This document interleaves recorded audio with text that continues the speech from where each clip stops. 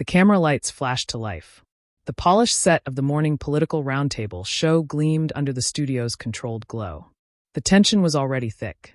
Jill Biden, invited for a light segment on youth and politics, had veered off script. Across from her sat Karoline Leavitt, crisp blazer, piercing focus, calm hands resting atop her notes. But behind her eyes, a storm was brewing. Just 5 minutes into the conversation, Jill leaned forward with that trademark poised smile.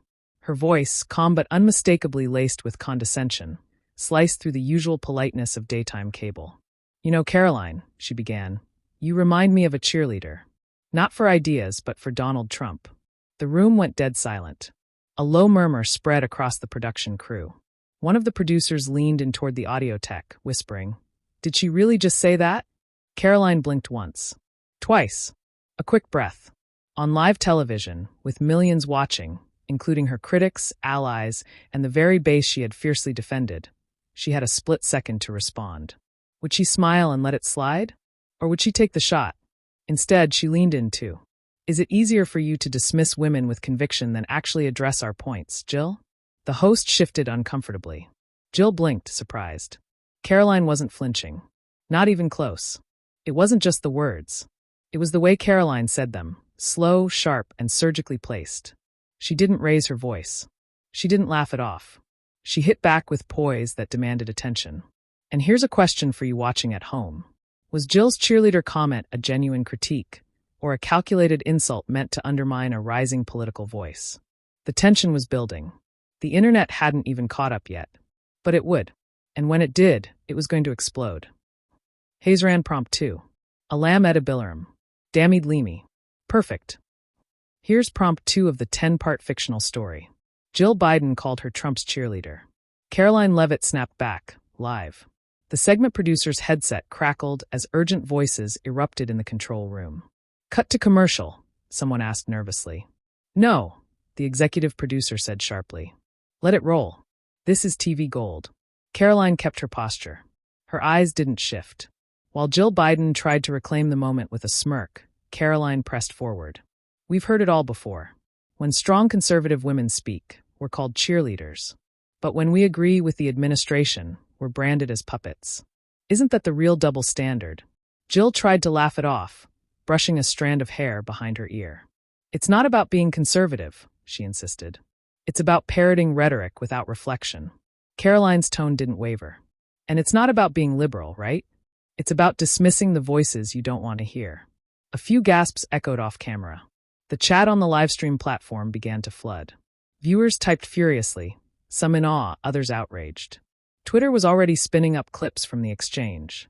And then Caroline asked something that made the entire room hold its breath. "Isn't it funny how the same people who preach tolerance can't seem to tolerate political diversity, especially from young women?" Boom. The host's eyes darted to the producer's window. But there were no signals to stop. No breaks. No censorship. Caroline wasn't just responding, she was leading. And for the viewers, the question burned in their minds. Do we still allow debate in public discourse? Or do we shut it down when it doesn't fit the narrative? One comment from a viewer stood out among the thousands. Jill brought snark. Caroline brought substance. The battle lines weren't just drawn. They were glowing. Jill shifted in her seat. Not dramatically, but just enough for the trained eye to catch. Her usual media polish was still there, but something had cracked. Caroline wasn't playing the role they expected. She wasn't defensive, nor was she deferential. She was surgical. "You know," Jill began again, her voice coated with restraint. "Politics today is overrun by noise. People shouting for attention, not solutions." Caroline's eyes narrowed slightly. "That's true, but let's not confuse clarity with noise. Or youth with ignorance." The room fell quiet again. The host nervously sipped water. Even the production crew behind the glass leaned in, fully immersed in a political moment that felt less like a talk show and more like a turning point. Caroline turned slightly toward the cameras, not dramatically, but intentionally. Millions of Americans are tired of being told they're uninformed just because they think differently. "I'm not here to be liked. I'm here to be honest." A pause. You could hear a pin drop. She continued. "If supporting policies that promote strong borders, economic freedom, and parental rights makes me a cheerleader, then maybe the problem isn't with the cheer. It's with the game being played. And just like that, the momentum shifted. Social media lit up with reactions. Caroline's cooking live fire. This isn't just a clapback, it's a mic drop. She just outdebated the First Lady on national TV. Even viewers who didn't agree with her politics started asking, did Jill walk into this thinking it would be easy? And is Caroline now setting a new tone for conservative women on the national stage? Jill looked like she wanted to pivot the conversation, maybe to safer waters. But Caroline wasn't letting her off the hook just yet. Because this wasn't about personal attacks anymore. This was about credibility. And Caroline wasn't done building hers. Not by a long shot. Jill Biden inhaled deeply, a subtle attempt to regain composure. She wasn't used to pushback like this. Especially not from someone decades her junior. Someone the mainstream had already labeled as inexperienced. Yet Caroline wasn't flinching. If anything, she was gaining ground. I think the country could use fewer slogans and more solutions, Jill said, her smile thinning into something more calculated. We need unity, not performance politics. Caroline leaned in slightly. You're absolutely right.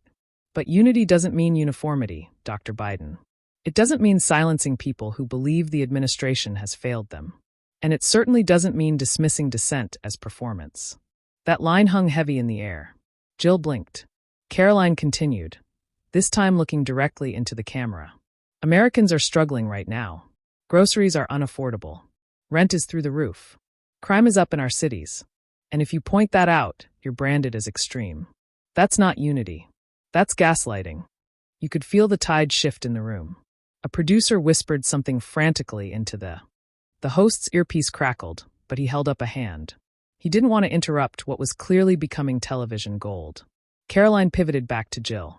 You called me a cheerleader.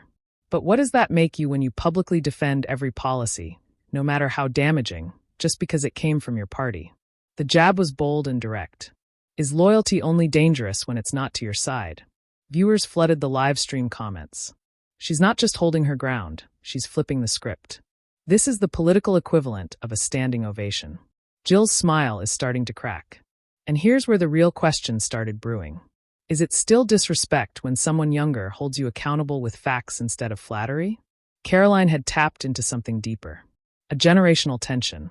A frustration with being patronized, with being told to wait your turn. And tonight, she wasn't waiting for anything. The tension wasn't just between two women.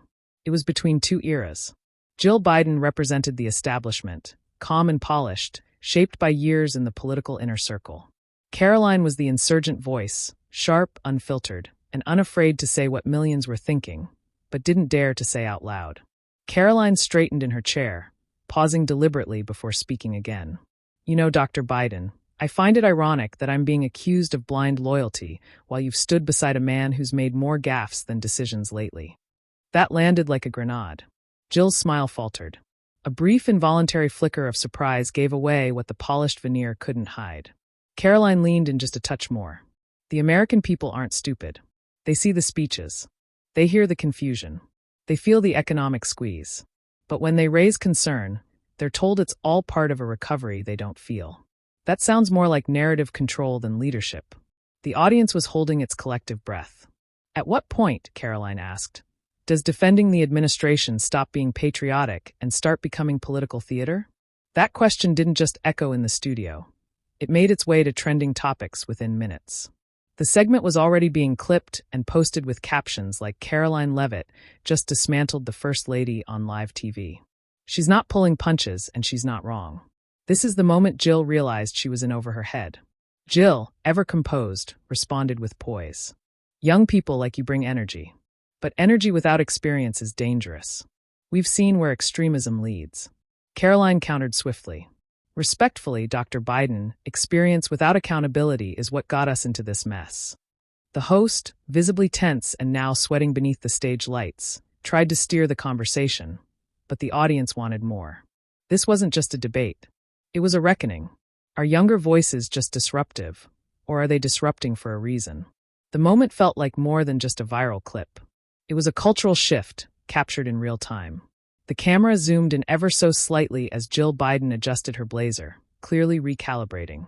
The air in the studio was thick, not with hostility, but with the weight of unspoken truths hanging in the balance.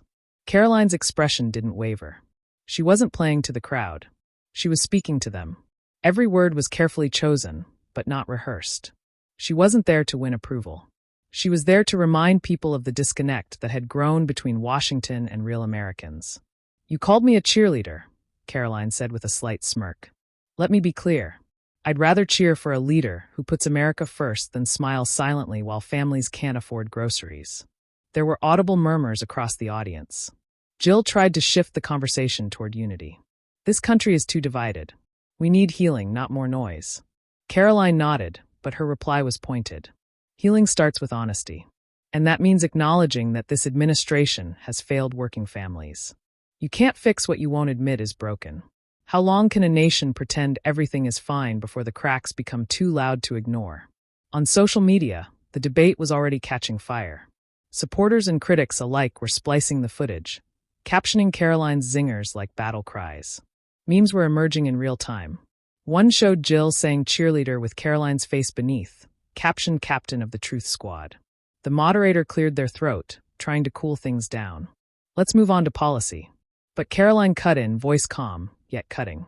"You can change the topic, but it won't change the truth. Voters are awake. They don't need spin. They need answers."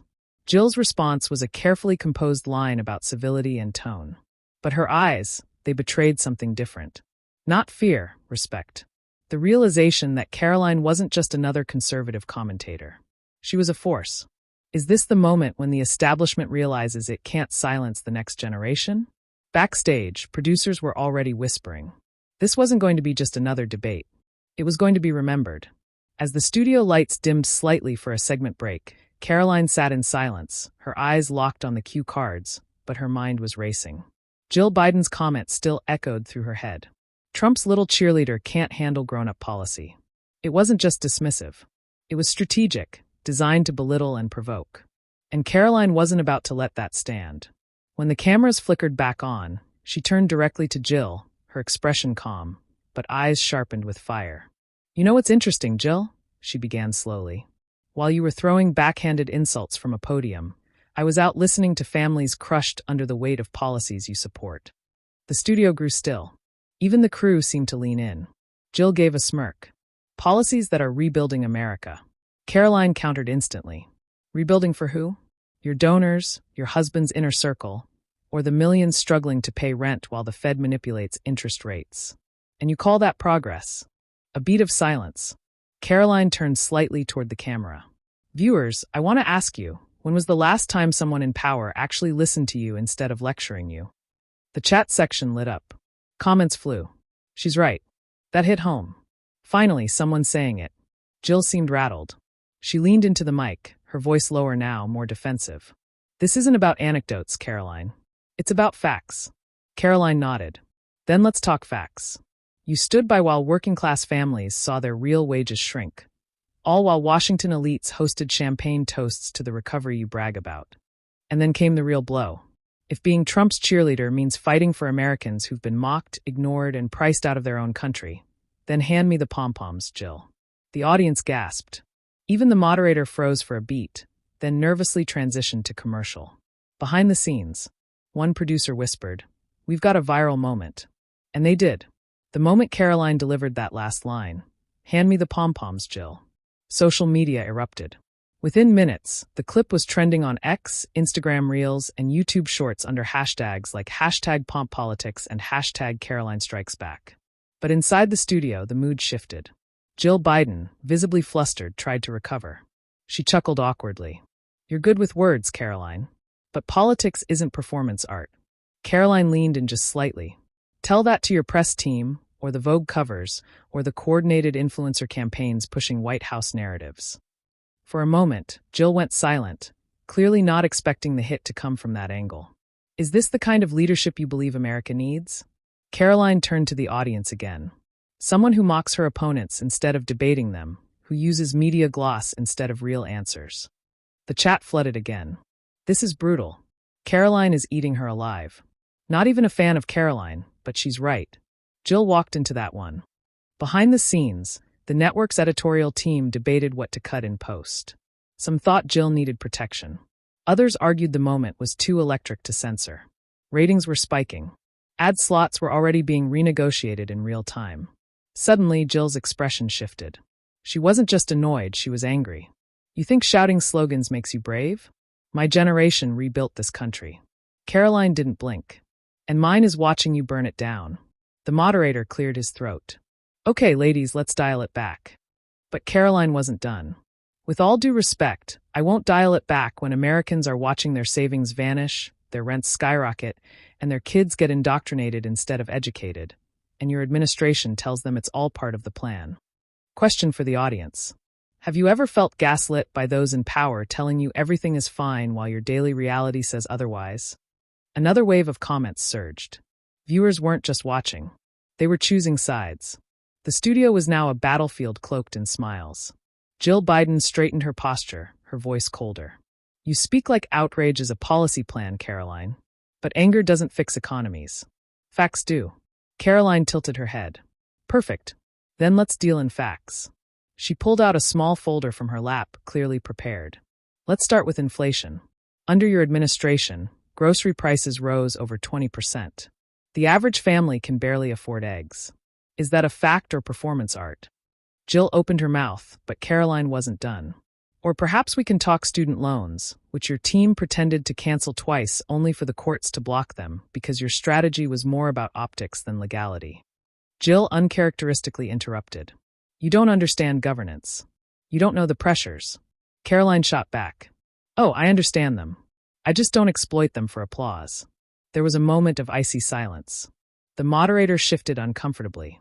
A producer in the back frantically waved for a commercial break. But this wasn't stopping. Caroline turned to the camera. If you're a mother struggling to make ends meet, if you're a college grad drowning in debt, if you're someone who's been told to calm down while everything burns, this moment is for you. Do you think politicians are truly held accountable for their failures? Or are we simply too numb to demand better? The studio lights felt hotter. Jill, for the first time in her public career, looked unsure. Your generation doesn't appreciate how hard it is. Caroline didn't flinch. We don't need appreciation. We need results. The comment section exploded. This is insane. Caroline is fearless. Jill's not used to someone calling her out like this. This is what happens when the White House forgets real people exist. Backstage, aides rushed in with phones buzzing. The White House switchboard was lighting up. The press secretary was already on a call with producers. What started as a scripted debate had become a cultural moment, raw, unscripted, and deeply personal. Caroline had walked into the lion's den. Now she was lighting it on fire. The air was thick with unspoken tension. Jill Biden sat poised but stiff, her usual calm now a fractured veneer. Karoline Leavitt, on the other hand, leaned forward still measured, but visibly fueled by something deeper. The moderator tried to close out the segment. Thank you both for. But Caroline cut in, eyes locked on Jill. Before we end, can I ask just one thing? Jill raised an eyebrow. Go on. What exactly is more dangerous to this country? Young Americans who dare to speak up or leaders who smile while failing us? The moderator froze. The room went silent. Then Jill, almost defensively. You think you're helping with this hostility? That you're the solution? Caroline smiled gently, but there was fire behind her eyes. No, I'm the consequence. A hush swept over the studio. Even the production crew stopped moving. Have we reached a point where truth sounds like aggression simply because it's rare? Or are we just uncomfortable being held accountable by those we once dismissed? Jill gathered her papers, forced a smile, and exited the stage first. Caroline waited, letting the moment breathe, then stood, to a standing ovation from the small in-studio audience. The internet exploded within minutes. That line, I'm the consequence. Chills. Caroline just ended a political era with one sentence. This wasn't a debate. This was a reckoning. Clips of the final exchange trended globally. Even those who disagreed with Caroline's politics admitted she had presence, precision, and undeniable power in the moment. That night, news anchors replayed the segment frame by frame. Analysts couldn't agree on who won the debate, but no one questioned who owned the moment. Thank you for watching this dramatized fictional debate. Whether you agree or disagree with the ideas, one thing's clear. When voices clash, truth often finds its way to the surface. Let us know in the comments. Do younger voices like Caroline's represent a shift in American politics, or are they just making more noise?